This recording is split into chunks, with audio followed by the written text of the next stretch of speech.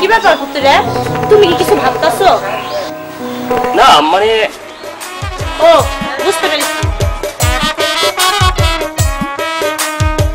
আমার বাড়ি আইবা পুতুরা নাই যে তোমার মানা রে, পাগল করিল পুতুরা রে।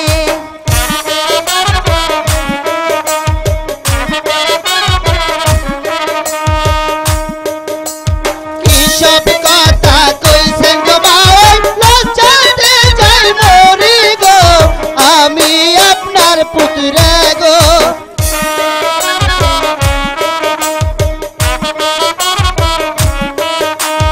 যেদিন থেকে তোমায় দেখে